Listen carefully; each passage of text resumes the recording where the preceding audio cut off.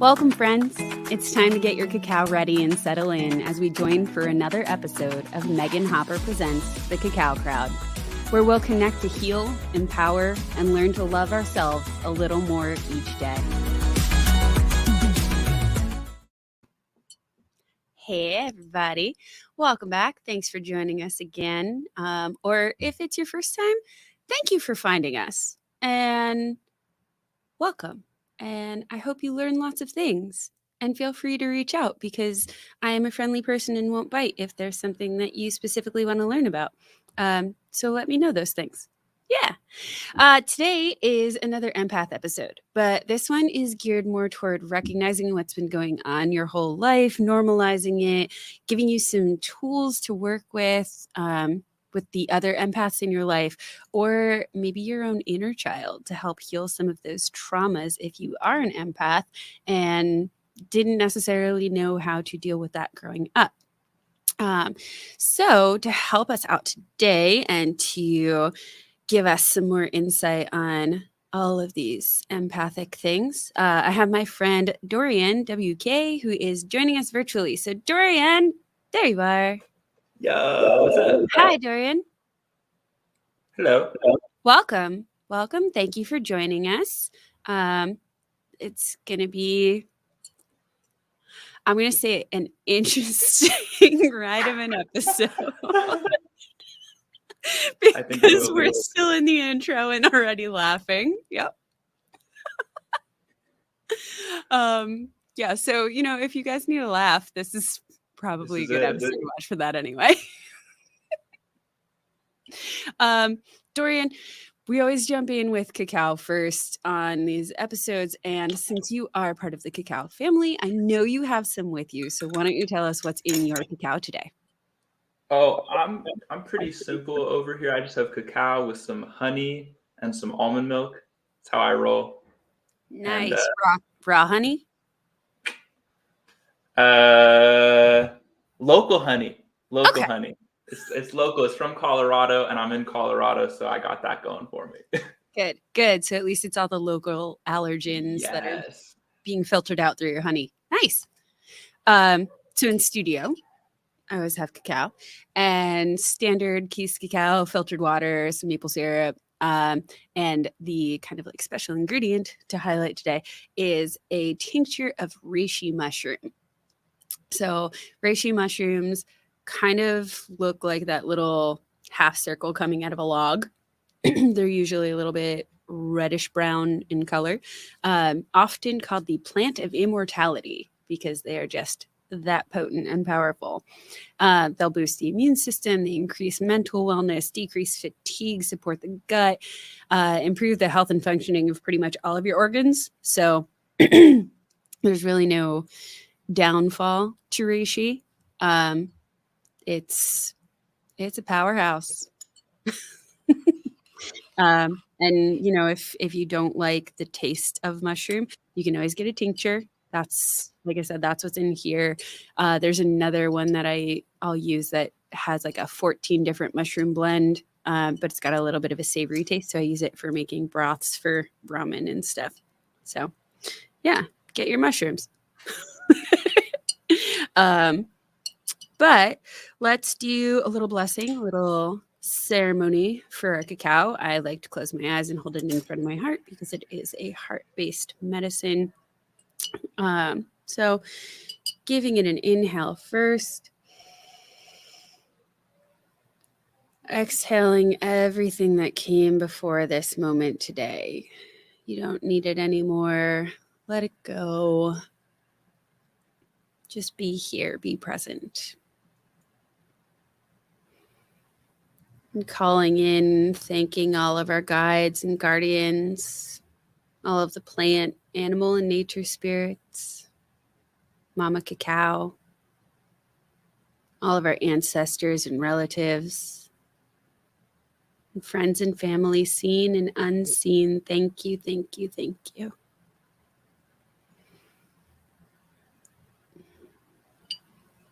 Giving your cacao a stir if you need to.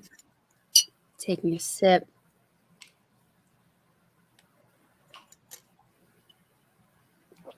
Feeling it going over the back of your tongue to your throat, down to your heart, to your solar plexus and sacral, down to your root and connecting you back to the earth.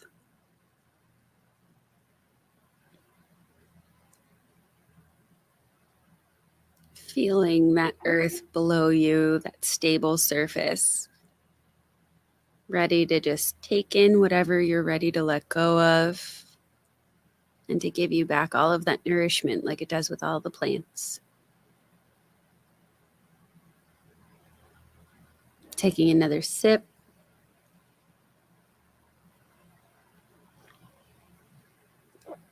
This time feeling it going upward from your throat to your third eye or brow center. Up to the crown and out the top of your head, connecting you to everything above.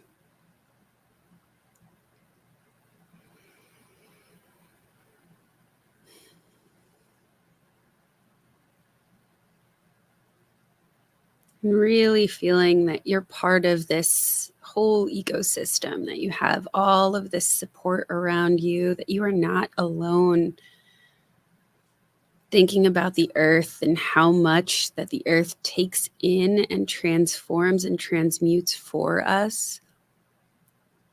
Taking in all of that congestion, chemicals, the acid rain, everything else that falls into the earth, and it filters it, giving us back fresh, clean drinking water.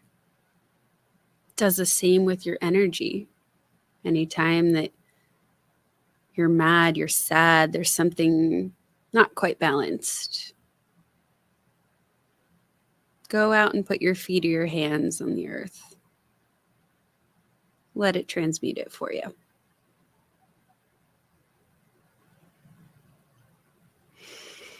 And take another big inhale. Exhaling, releasing anything that's left that doesn't serve you in this moment.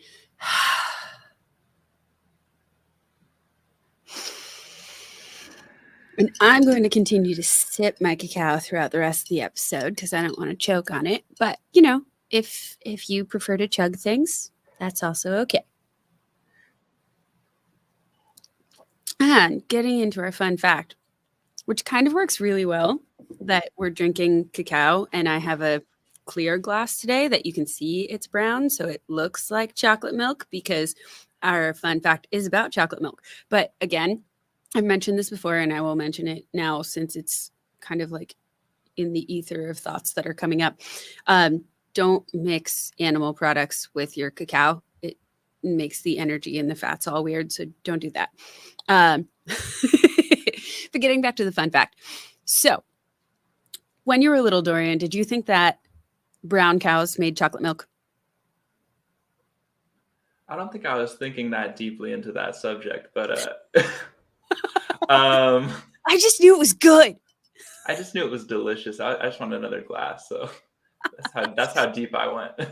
Fair enough. Well, I grew up in a town with more cows than people, so it was common that we would be driving past these fields of cows, and every time that we would see a brown cow, my mom would point and go, "That's where chocolate milk comes from." And I was like, "No, you're a liar." But but there are still 7% of American adults that believe that chocolate milk comes from brown cows. Now, 7% may seem low, but 7% of American adults comes out to about 16.4 million American adults who think chocolate milk comes from brown cow. That's a lot of people. I'm guessing they also think Santa Claus is real. I mean, the spirit of Santa Claus exists everywhere. So yeah, you know, yay, holidays. But there is not a jolly fat man coming down my chimney who I'm going to let come down my chimney. If a jolly fat man comes down my chimney, there's going to be a lot of questions. Mm-hmm. As there should be. And maybe a baseball bat, you know, but it's okay. But yeah, so 7% of American adults still believe chocolate milk comes from brown cows. So just to help out those 7% of American adults, those 16.4 million people, brown cows produce regular milk. Chocolate milk comes from cacao, from chocolate syrup, from something that's added to it. And now I feel like I've done my public service for the day. Thanks for clearing that up. Look at you.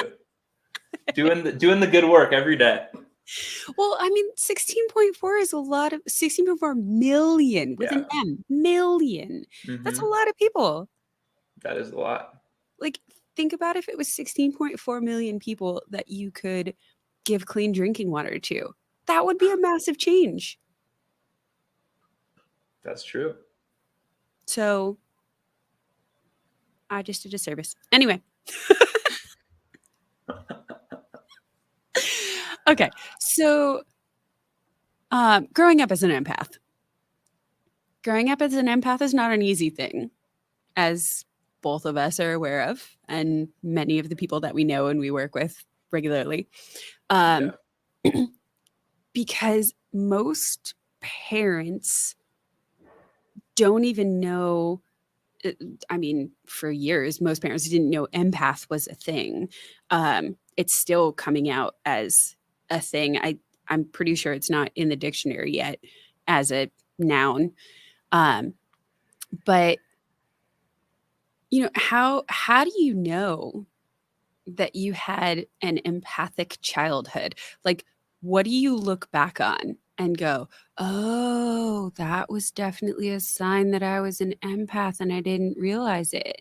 So that people who are parents, who are teachers, who are role models now are able to understand these kids better. And people, and understand other people, not necessarily just kids. Because I mean, technically speaking, we're all still interacting with each other. So, you know, some signs that you had an empathic childhood, that you maybe still are an empath that hasn't accepted it, and, you know, things for other people to look out for. Yeah. You know, looking back now, there's so many clues and moments where I'm like, oh, that's what was going on. But for a long time, until I was in my teens, until I was like 15, 16, I had no idea what was happening, until there was one evening where I was super kind of bugged out and not in a great place. And I was talking to my friend about it, who's super empathic and knew I was an empath, but hadn't quite broken the news to me yet. And I said something to her about it, and I was like, I'm freaking out and yada, yada, yada. And she's like, when was the last time you got a massage? And I was like, I don't know, like a month ago. She's like, yeah, people like us need a massage every week. And I was like, what did she just say? And so I got home that night and I called her. I was like, people like us? Like, what are these people like us that you're talking about? And when I look back now, you know, one of the biggest things I noticed in myself and also in young people I work with is and I also believe different empaths operate differently. We have different gifts, different sensitivities, different abilities. But a big one, at least for me and for a lot of empaths, is that you feel other people's feelings. And so if someone I'm talking to is sad, I'm going to feel their sadness. Or if they're angry, I'm going to feel their anger. Or more so, I'm just going to feel weird and be like, I don't know what's going on.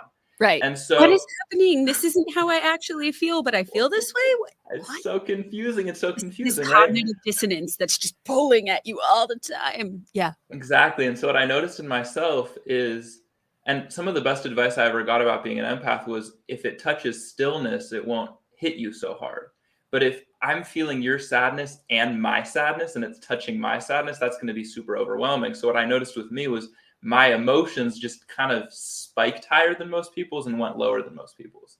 Mm-hmm. And I noticed that with a lot of young people, where it's like, well, why are they so sensitive? It's because they've got their own things that they're dealing with, just like everyone else. We all have our own things that we're dealing with, which is more than enough for one person, by the way. But then you add in someone else's, or you add in the city that you're living in and you're feeling all of their emotions, or you add in the world or whatever is going on, and it's massive. And so then why is my kid, or why am I swinging so high and so low and so high and so low? Why can't you just be normal and just swing up a little bit like most people? And more importantly, swing down a little bit like most people. Why do you have to go so low? And so I noticed that looking back on myself, that was happening a lot with me. And I noticed that as well with a lot of young people, where it's like, why are things touching them so deeply? Yeah. because it's magnified. And kind of like you're saying, you know, a lot of times it's getting classified as being highly sensitive. And you're like, yeah, but it's not. It's just taking in everything from everyone and then just being in that overwhelm, Yeah. which coincidentally ties into a juxtaposed position about adrenal fatigue, because empaths also commonly experience adrenal fatigue since you are always trying to survive. But a lot of the times too, that overwhelm, that other people's emotions, all of that coming in that you don't know what to do with, because as a human, we need to understand what's going on. We need to feel comfortable with it. We need a way to explain it. Otherwise, we just go, we manifest that into symptoms, into physical symptoms. So like when I was little, it was always a stomach ache. Or when I was really little, I would just pass out. I would be standing there and just it was really good. I scared no one. It's too true. Yeah. Or you, because of the overwhelm that you feel being around anyone, you just completely withdraw into your own space. Yeah, and definitely. Hide in closets. Yeah, because why would you want to be around people if every time you're around people it's sort of unbearable and confusing and unpredictable? Right. And the challenges, and one of the ways it was framed to me at a certain point that really kind of switched it in my brain and let me see the ridiculousness of that, even though I'd been in that pattern for a long time, because it was just a functional thing. It was hard to be around people. Yeah. And then I decided I didn't like people, because that's the natural next step. If it's hard to be around people, well, I don't like them. Yeah. And one of my teachers in our little community, there's a dog whisperer who's amazing. And when I walk with his dogs, and he walks dogs around San Francisco, it's like, I've never seen dogs move with someone like him. And he loves dogs. And my teacher was talking to me and some other empaths, and we all feel people. So we had some issues around people. And he said, you know, Dave, the dog whisperer. And we're like, of course we know Dave. And he said, wouldn't it be weird if Dave hated dogs? Like, wouldn't it be weird if the dog whisperer didn't like being around dogs? And we're all like, yeah, that would not make sense. And he's like, do you see how weird it is? You don't like to be around people? Like, do you see that your gift is for people, but something happened, which is it got really overwhelming. There are all the challenges. And now this thing that you're here to do, which is to work with people and be with people and be a gift to people, it got all twisted to the point where you don't even like them. Right. It's like a person bit you, and now you're having flashbacks every time. Exactly. And so it got reversed in some way, because now I'm able to have a lot of joy when I'm around people, but I can look back and I hated it. I hated it.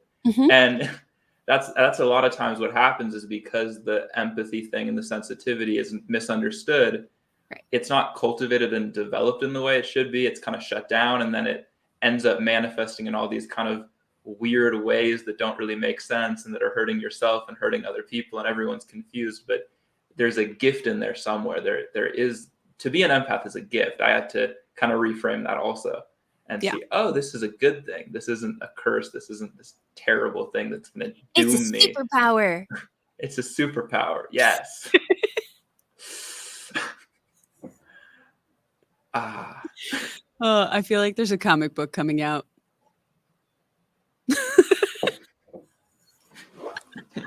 Sorry.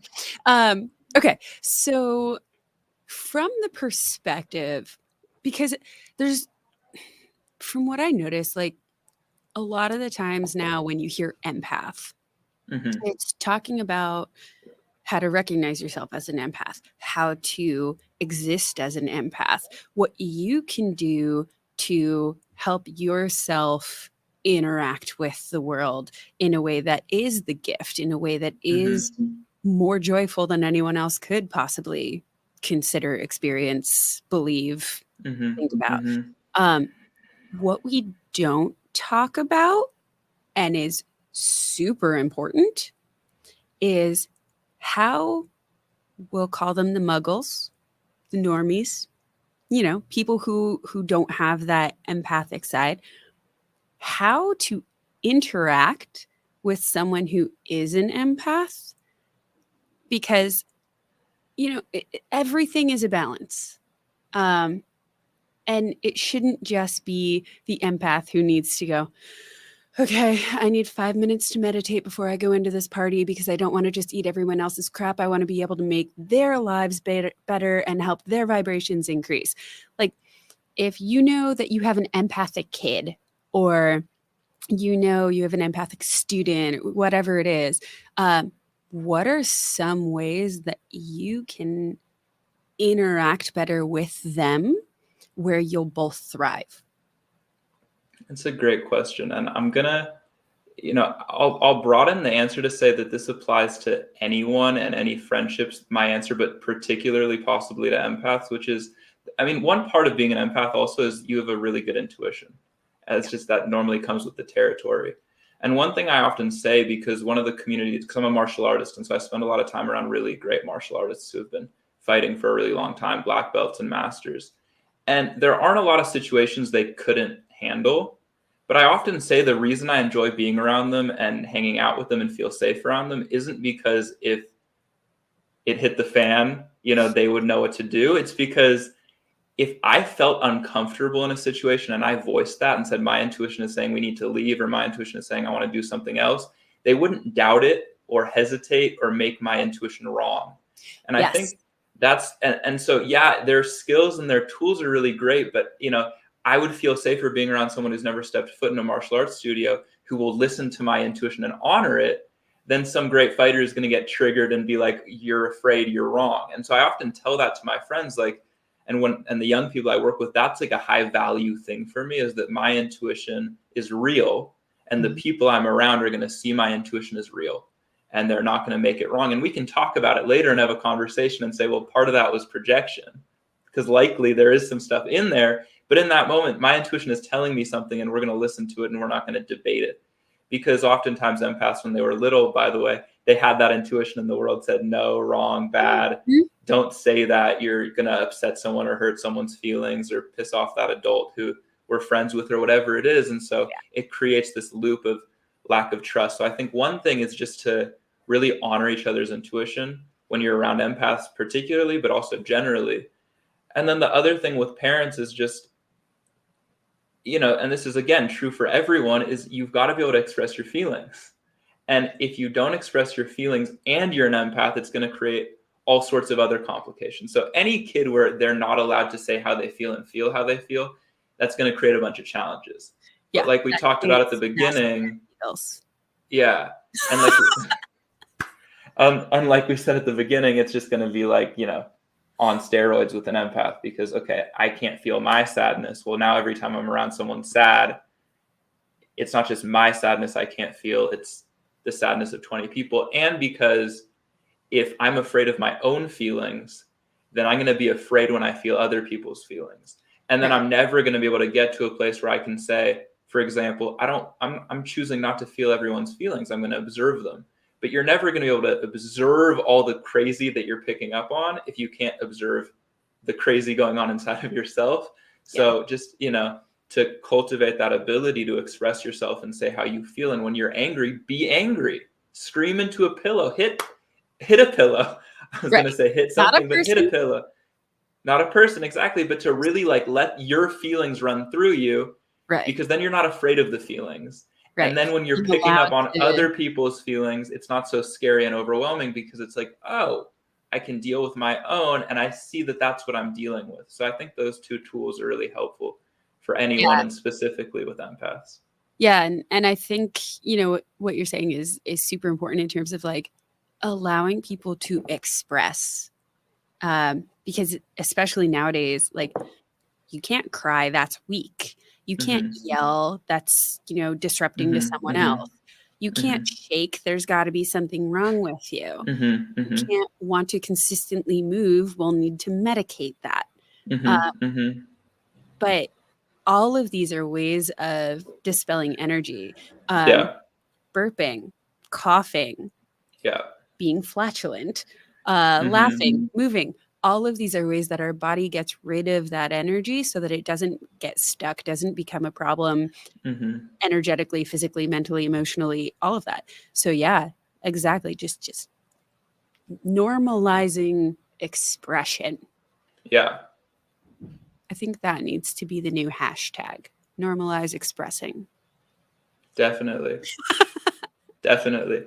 And to feel comfortable expressing yourself. And then when you're not afraid of your own expression, then you don't have to be afraid of someone else's expression. You know, I So like you to know what? spend. I'm actually going to call to action. I'm going to challenge everyone that is listening, that is watching, that is interacting with this podcast on whatever social media pleases you. Express yourself. Hashtag normalize expressing, and tag the Cacao crowd too, so that I can see it. But yeah, let's flood the interwebs with this. We got it. Let's do it. I like it. Awesome.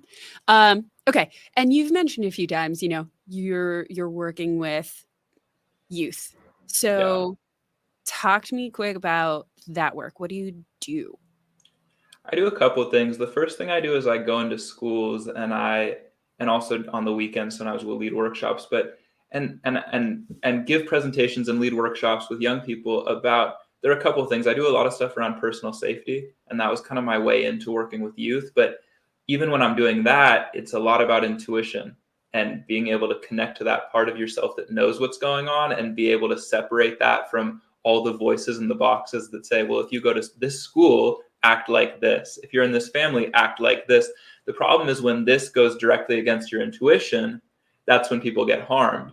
And then I also do social emotional work, and I can say the same thing. When this goes directly against your intuition and you don't listen to it, that's when your life's kind of a mess.